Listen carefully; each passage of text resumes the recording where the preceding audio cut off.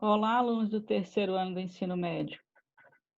Hoje nós vamos começar um novo tema, movimentos sociais.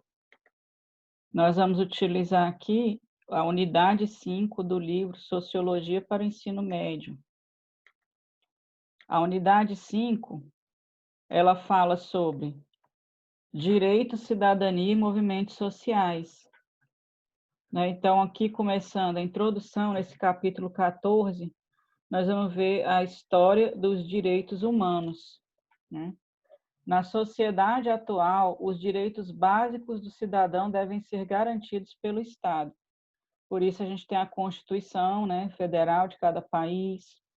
Aqui no Brasil, a nossa Constituição, a última vez que ela foi reformulada foi em 88, após o período da ditadura militar. Foi formulada a Constituição, que é chamada Constituição Cidadã, né, que nós temos aqui, que foi a primeira Constituição no nosso país que incluiu os chamados direitos sociais. Nós vamos ver aqui no próximo slide. Primeiro, na Idade Antiga, alguns povos tiveram suas formas e leis registradas por escrito. O Código de Hammurabi, e na sociedade grega, né, a democracia ateniense, também tinha as leis de Clístenes, né, que eram leis com um texto escrito, né, preservando os direitos do cidadão. Os primeiros documentos que asseguravam direitos humanos foram criados na Inglaterra. Aqui é o século XIII, século XVII, XVIII. Os documentos originados na Revolução Francesa, em 1789, da Declaração de Independência dos Estados Unidos, em 1776, são a base da Declaração Universal dos Direitos Humanos da ONU, criada em 48, após a Segunda Guerra Mundial. Como teve esse conflito, dois conflitos, né? Primeira Guerra Mundial e logo em seguida a Segunda Guerra Mundial, foi criada a Organização das Nações Unidas, que propunha uma nova forma de mediar os conflitos entre as nações. A declaração estendeu a liberdade e a igualdade de direitos nos campos econômico, social e cultural a todos os seres humanos.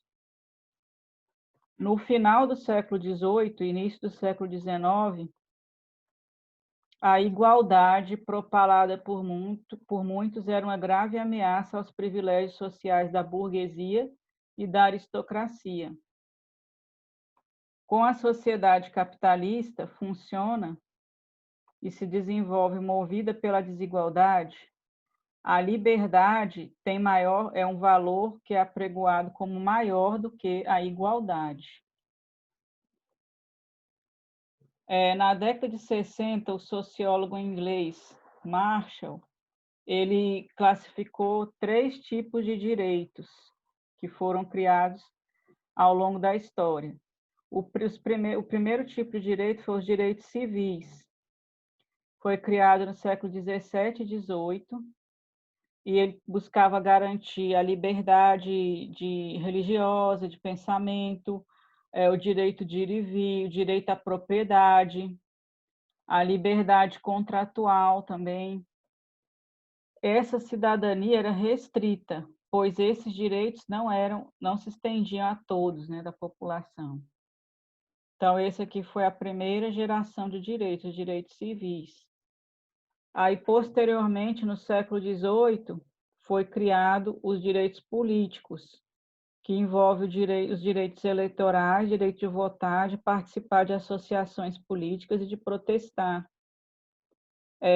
Aqui no Brasil, esses direitos políticos foram consolidados só no início do século XX, como direito de voto para as mulheres, né, que não existia, que antes aqui no Brasil não tinha.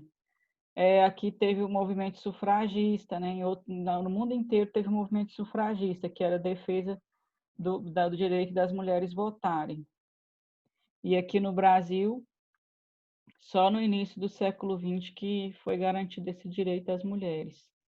Então, também não era toda a população que tinha esses direitos políticos, porque teve um momento também que tinha o voto chamado voto censitário, que é só para quem tinha determinada renda, né? Então, o voto não era um direito para todos. E a partir do século XVIII começaram movimentos para que se estendesse, se criasse o chamado sufrágio universal. Universal para todos, né?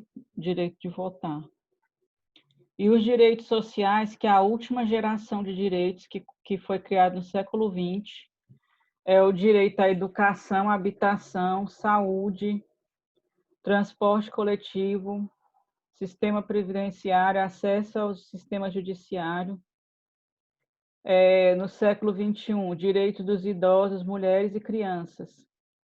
Então, igual eu estava falando no começo, no Brasil, esses direitos sociais foram incluídos na Constituição de 88.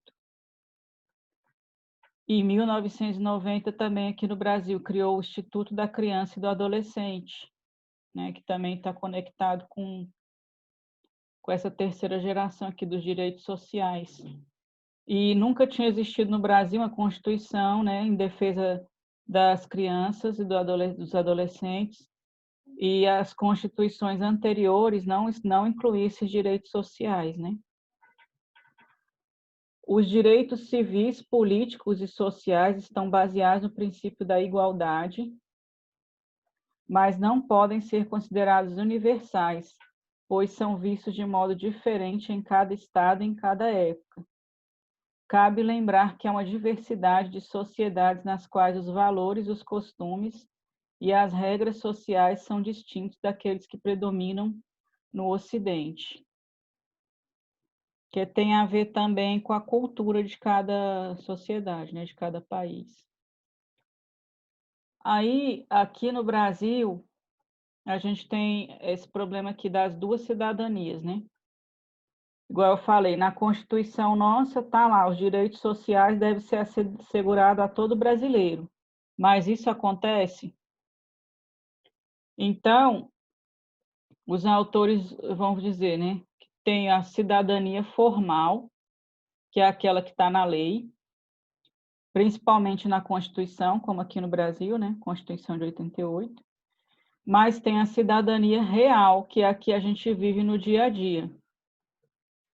Por exemplo, as minorias são respeitadas nesse dia a dia, na vida real, igual deveria ser como a lei propõe? A gente sabe que não, né? Será que todo brasileiro tem esses direitos sociais atendidos e garantidos? Também não. Então, a gente tem a cidadania real, que é como acontece na realidade, e a formal, que é a lei escrita. Por isso que tem um geógrafo brasileiro chamado Gilberto de Menstein, que ele escreveu o livro Cidadão de Papel. Não são cumpridas